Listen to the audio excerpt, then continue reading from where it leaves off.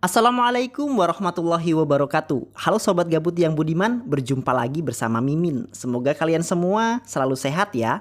Seperti biasa kali ini Mimin sudah merangkum sebuah film yang sangat keren. Film ini berjudul Raes. Bagaimana keseruan filmnya? Tanpa banyak basa-basi lagi, kita langsung masuk ke alur ceritanya. Di awal film kita akan diperlihatkan dengan suasana sebuah desa bernama Fatehpur, Gujarat, di mana di desa tersebut sangat dilarang keras memperjualbelikan minum-minuman keras. Meskipun begitu, Fatehpur ini adalah salah satu tempat di mana minuman keras itu dibuat. Mereka semua membuat dan menjual miras itu secara ilegal. Di sini kita akan diperlihatkan dengan seorang bocil yang sudah terjun di dalam dunia perdagangan haram ini. Bocil ini bernama Raes. Tugas Raes yaitu menjual dan mengantarkan miras kepada pelanggannya. Kini Raes tinggal bersama ibunya. Ia juga memiliki seorang sahabat yang bernama Sadik. Guru minta Raes untuk membaca tulisan di papan tulis. Namun karena kondisi matanya yang minus, Raes pun tidak dapat membacanya. Singkat cerita, saat pulang sekolah ia dan ibunya pun pergi ke dokter untuk memeriksakan matanya. Namun harga kacamata itu sangatlah mahal. Karena keluarga Raes ini serba kekurangan. Mereka tidak bisa membeli kacamata itu dan mereka pun pulang. Karena sangat ingin kacamata, pada malam harinya Raes pergi untuk mencuri sebuah kacamata yang terpasang di sebuah patung. Namun aksi mereka berhasil diketahui oleh penjaga di sana. Saat Raes sedang bermain bersama Sadik, saat itu juga ia melihat sekelompok polisi menuju ke tempatnya. Mereka pun bergegas untuk membunyikan sinyal agar orang-orang tahu polisi datang.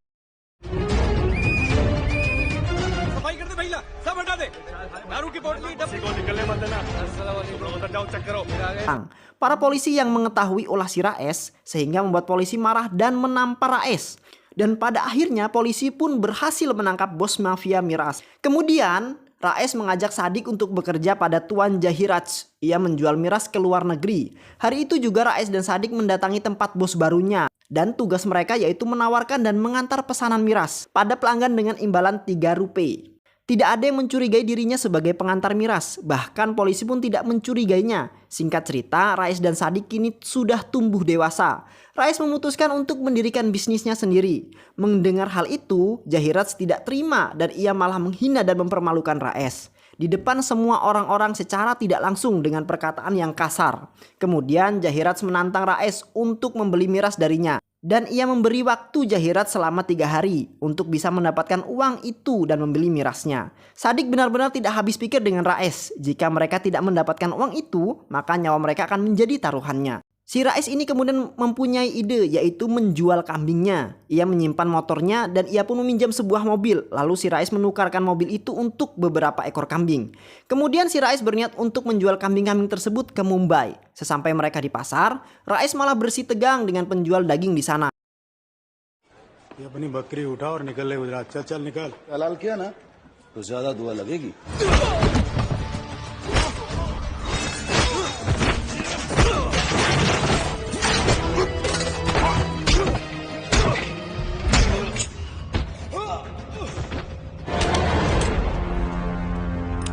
Karena kelelahan dan kehabisan tenaga, si Raes pun akhirnya tumbang dan tidak sadarkan diri. Singkat cerita, saat mereka sudah sadar, mereka bertemu dengan seorang pria yang bernama Musa. Raes pun bertanya kepada Musa apa yang sebenarnya terjadi. Musa berkata bahwa jika kambingnya sudah dijadikan nasi biryani. Dan pada akhirnya mereka kedua pun pulang dengan tangan kosong. Sesampainya di rumah mereka masih memikirkan bagaimana cara mereka mendapatkan uang. Karena uang mereka sangatlah sedikit dan tidak cukup untuk membeli miras dari bosnya. Saat mereka sedang bingung mencari uang, tiba-tiba datang seorang pria yang bernama Nawab. Ia mempunyai sebuah tugas untuk Raes dan Sadik. Jika mereka berhasil menyelesaikan tugas itu, maka mereka akan mendapatkan imbalan uang sebanyak 1 koper. Nawab meminta mereka untuk membunuh Musa, namun mereka berdua pun menolaknya. Dan ternyata itu hanyalah sebuah tes untuk Raes untuk mengukur kesetiaan Raes. Dan ternyata si Nawab ini adalah anak buah Musa yang diperintahkan Musa untuk memberi uang kepada Raes. Musa memberi uang ini untuk kambing yang dibawa Raes. Dan kini Raes pun bisa menjalankan bisnisnya. Ia tidak akan meminta bantuan pada Jahiraj. Lalu ia pun pergi ke makam ibunya untuk meminta restu kepada almarhum ibunya. Kemudian mulai membeli miras untuk bisnisnya. Semakin hari bisnis yang dilakoni Rais kini semakin berkembang karena keterampilan dalam berdagangnya yang membuat bisnisnya sangat cepat berkembang. Terlupa juga ia menyumbangkan hasil dari usahanya untuk membelikan buku-buku pada anak-anak sekolah.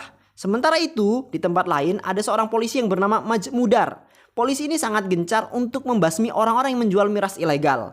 Karena ambisinya itu, Maj Mudar kini akan dipindah tugaskan di daerah Patepur, tempat Rais menjalankan bisnis mirasnya. Tak butuh waktu lama, Maj Mudar berhasil menemukan Jairaj dan menghancurkan bisnis mirasnya.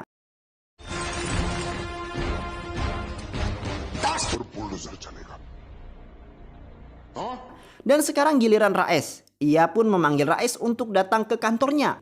Dan tanpa basa-basi lagi, ia langsung meminta Rais untuk segera menghentikan bisnisnya kalau hidupnya ingin menang dan aman.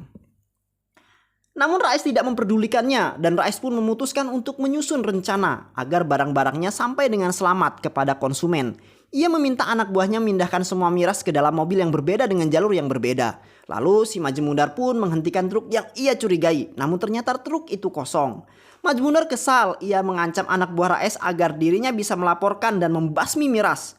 Maj Mudar meminta anak buah Rais untuk menjadi mata-mata karena takut dipenjara, akhirnya ia pun menyetujuinya. Ini semua ia lakukan demi keselamatan dirinya. Sementara itu, Jairaj datang menemui Rais. Ia mengajak Rais untuk bekerja sama. Mendengar hal itu, Rais mau saja bekerja sama dengan mereka dengan satu syarat, yaitu ia menjadi ketuanya. Lalu Rais pun memberikan waktu 3 minggu untuk Jairaj berpikir. Beberapa hari kemudian, Rais pun melangsungkan sebuah acara pernikahan dengan pujaan hatinya seorang gadis cantik yang bernama Aisyah.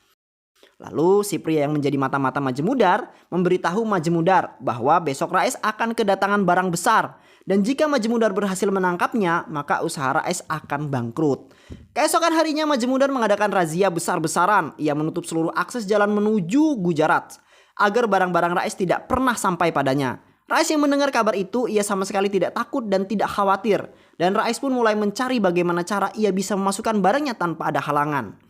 Lalu ia pun menemukan sebuah cara, yaitu jika jalur darat ditutup maka ia pun menempuh jalur air yang membawa barangnya menggunakan perahu. Akhirnya Rais pun berhasil mengelabui Maj Mudar. Rais bekerja sama dengan seorang pengusaha pelabuhan di sana yang bernama Tamla. Jairaj mendengar berita kesuksesan Rais membuatnya iri dengan Rais. Sehingga Jairaj pun menyewa pembunuh bayaran untuk menghabisi Rais.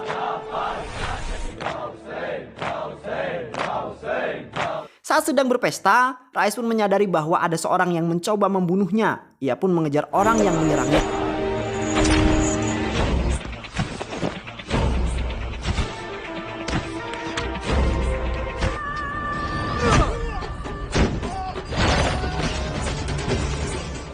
Nah, keesokan harinya Maj Mudar datang menemui Rais. Ia menuduh Rais sudah menghabisi pembunuh bayaran.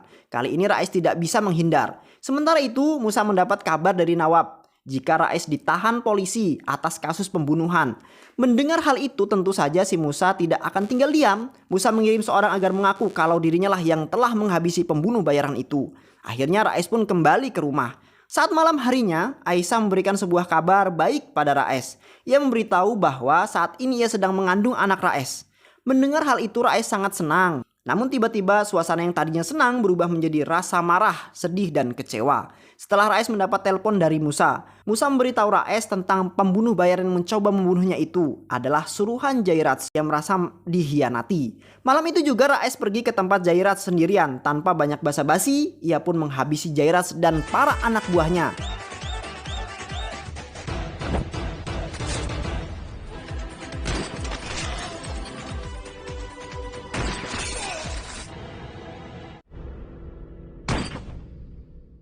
Meskipun ia berhasil membunuh Jairaj, ia masih merasa sakit dan teramat sakit. Lalu si Maj Mudar mendatangi TKP dan ia juga melaporkan kejahatan yang sudah Rais lakukan. Namun bukannya mendapat apresiasi, justru si Maj Mudar malah dipindah tugaskan. Lalu Sin pun beralih 1 tahun kemudian. Sekarang bisnis Rais semakin berkembang, tidak ada orang yang menghalangi jalan bisnisnya. Karena Rais pun telah menyogok aparat pemerintah dan polisi di sana untuk kelancaran bisnisnya. Tak hanya itu, Rais pun membantu orang-orang yang ada di sana. Hidup Rais kini sudah cukup senang, tak hanya bisnisnya saja yang berkembang. Kini Rais juga sudah memiliki seorang bayi laki-laki yang diberi nama Faizar. Kemudian Rais pun mengadakan sebuah syukuran untuk kelahiran anaknya. Dan syukuran itu dihadiri oleh para orang-orang yang sangat penting. Keesokan harinya si Majmunur menangkap Tamla karena ia kedapatan menjual miras. Penangkapan Tamla tentunya terpengaruh pada bisnis Rais. Mendengar berita itu, Rais pun pergi menemui Pak Menteri. Ia meminta Pak Menteri untuk memindahkan Majmudar. Karena jika Majmunur berulah, bukan hanya bisnis Rais yang akan hancur, tetapi Pak Menteri pun akan ikut hancur. Lalu, si menteri pun memberi perintah untuk memindahkan Majmunur ke ruang kontrol. Namun hal itu tidak menyurutkan Majmunur berhenti untuk menangkap Rais. Justru di ruang kontrol itu ia malah bisa lebih dekat dengan Rais. Ia bisa leluasa mendengar percakapan Rais dengan siapapun di ruang kontrol tersebut.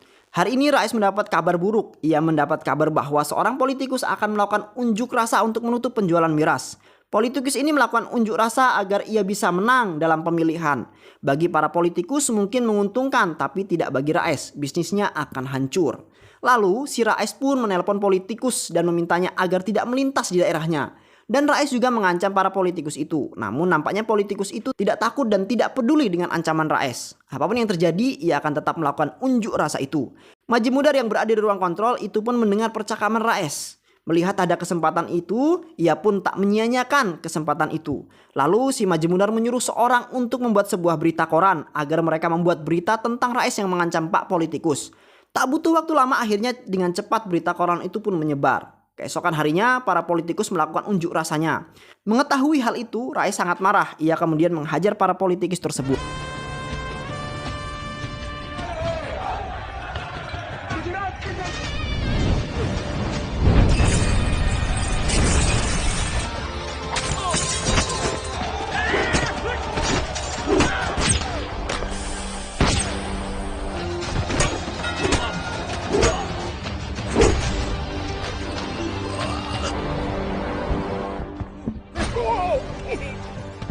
Setelah kejadian itu, para pihak media menekan Pak Menteri atas tindakan yang dilakukan oleh Rais. Demi menjaga nama baiknya, Pak Menteri pun menemui Rais dan memintanya untuk masuk ke dalam penjara. Ia berjanji akan memberikan fasilitas yang bagus. Ia juga berjanji akan membebaskan Rais setelah semuanya aman. Dengan terpaksa Rais pun menyetujuinya. Ia pun dimasukkan ke dalam penjara. Majmudar yang mengetahui Rais berada dalam penjara, ia pun mendatangi Rais. Lalu si Majmudar memberitahu Rais jika sebenarnya Pak Menteri dan Pak Politikus melakukan kerjasama di belakang untuk menjatuhkan Rais. Mendengar hal itu, Rais pun sangat marah karena menteri telah mengkhianatinya. Ia pun memikirkan cara agar bisa keluar dari penjara. Lalu si Rais pun menyuruh Sadik dan istrinya untuk memasukkan namanya dalam daftar pemilu. Ia harus memenangkan pemilihan ini karena ini satu-satunya cara agar ia bisa keluar dari penjara. Sadik dan Aisyah mulai membagi-bagikan brosur agar masyarakat memilih Rais. Tidak sulit untuk Rais bisa memenangkan pemilu. Karena memang kebaikan yang selama ini sangat membekas di hati para masyarakat. Dan benar saja pemilihan itu pun dimenangkan oleh Rais. Dan ia pun akhirnya dibebaskan dari penjara. Dan setelah kebebasannya itu, Rais pun berencana untuk membangun dunianya. Dan membangun sebuah tim untuk membangun rumah untuk warga dengan harga yang sangat terjangkau. Tentu saja kabar itu membuat seluruh masyarakat sangat senang. Mereka sangat percaya pada Rais. Sementara itu di bagian utara Pradesh terjadi sebuah peperangan antara Hindu dan Muslim dan banyak memakan korban jiwa. Rais yang mengetahui hal itu, ia kemudian mengirim sejumlah sembako untuk para korban di sana. Dan akibat peperangan itu membuat bisnis Rais mengalami kerugian yang sangat besar. Dan sekarang ia memiliki banyak hutang akibat dari pembangunan rumah dan juga sembako yang ia kirimkan untuk para korban perang. Dan akibatnya pembangunan pun berhenti sekarang. Rais sangat bingung yang harusnya ia lakukan sementara pembangunan tidak berjalan dengan apa yang ia harapkan. Rais juga bingung bagaimana ia mengembalikan uang warga yang sudah mereka berikan padanya. Rais sangat bingung karena sekarang Rais tidak punya uang akibat pengeluaran yang sangat berlebihan. Karena tidak mempunyai pilihan lain, ia mendatangi Musa dan meminta bantuannya. Musa akan memberikan uang yang diminta oleh Rais dengan satu syarat, yaitu Rais harus menjalankan sebuah tugas dari Musa, yaitu mengambil emas dari Dauha dan mengantarnya ke Mumbai. Mendengar hal itu, Sadik tidak setuju karena di daerah sana masih ada peperangan. Namun Rais meyakinkan Sadik bahwa mereka pasti bisa melakukannya. Dan akhirnya mereka pun menyetujuinya. Lalu keesokan harinya pengiriman emas pun dilakukan. Rais menggunakan jalur air. Ia dibantu oleh Tamla. Dan akhirnya pun bisa melakukannya. Sementara itu Rais sudah mendapatkan imbalannya. Ia pun segera mengembalikan uang itu kepada warga yang sudah memberikan uangnya kepada Rais. Tak lama setelah itu, di televisi menyiarkan sebuah berita yang mengatakan terjadi peledakan 5 bom di 3 wilayah. Dan akibat ledakan itu banyak sekali memakan korban jiwa. Para polisi pun mendapatkan kabar jika bom yang meledakan itu adalah hubungannya dengan Gujarat. Dan peledaknya ini masuk melalui perairan Gujarat. Lalu para polisi pun menyelidiki kejadian itu. Dari situ mereka mengantongi satu nama yang menjadi pelakunya, yaitu Raes. Raes pun kemudian mendapatkan telepon dari Tamla. Dan ternyata di dalam paket emas Musa yang mereka kirim terdapat sebuah bom dan ledakan itu berasal dari bom tersebut. Ternyata si Musa telah mengkhianati mereka semua dan akibat kejadian ini para polisi akan memburu si Raes. Raes merasa sangat marah karena secara tidak langsung ia sudah membunuh orang-orang yang tidak bersalah. Raes yang sangat merasa terpukul atas kematian orang-orang yang tidak bersalah. Sementara itu Tamla lebih memilih untuk mengakhiri hidupnya sendiri. Dan kini para polisi pun bersiap untuk menangkap si Raes. Karena kini Raes adalah seorang buronan. Si Raes berkata bahwa ia tidak akan melarikan diri dan ia bersedia untuk menanggung semuanya. Tapi sebelum itu ia akan membalaskan dendam atas pengkhianatan yang dilakukan oleh Musa kepadanya. Ia pun segera pergi ke tempat Musa untuk menghabisi si Musa. बड़ा नेक काम किया तूने जन्नत नसीब हो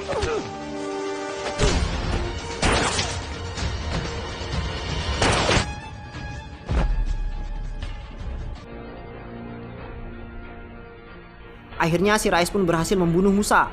Lalu ia pun menelpon Sadik. Ia berkata bahwa jika ia akan datang ke tempat Sadik. Sementara itu di tempat Sadik para polisi sudah menunggu kedatangan Raes. Lalu si Majemudar memerintahkan anak buahnya untuk langsung menembak Raes ketika ia muncul. Sebelum ia pergi ke tempat Sadik, ia pergi ke makam ibunya dan mengakui semua dosanya. Dan sekarang Raes akan menyusul ibunya. Setelah selesai dari makam ibunya, Raes pun datang dan terlihat para polisi siap untuk menembaknya. Namun ternyata si Raes malah membawa sejumlah wartawan untuk menghentikan polisi. Hal itu bertujuan untuk menghalang para polisi menembaknya. Karena ia tidak ingin ditembak di hadapan istri dan anaknya. Dan cara itu pun berhasil. Raes berkata bahwa ia tidak akan lari dari tanggung jawab. Sebelum pergi, Raes berpesan pada Sadik untuk menjaga anak dan istrinya. Sementara itu Aisyah, ia hanya bisa menangis karena ia akan kehilangan orang yang ia cintai selamanya. Dan Majemudar pun membawa Raes untuk dieksekusi. Saat di perjalanan Raes memberikan kalung dan kacamatanya kepada Majemudar agar ia berikan pada Aisyah. Dan sekarang di tengah padang pasir, Raes akan mempertanggungjawabkan semua perbuatannya.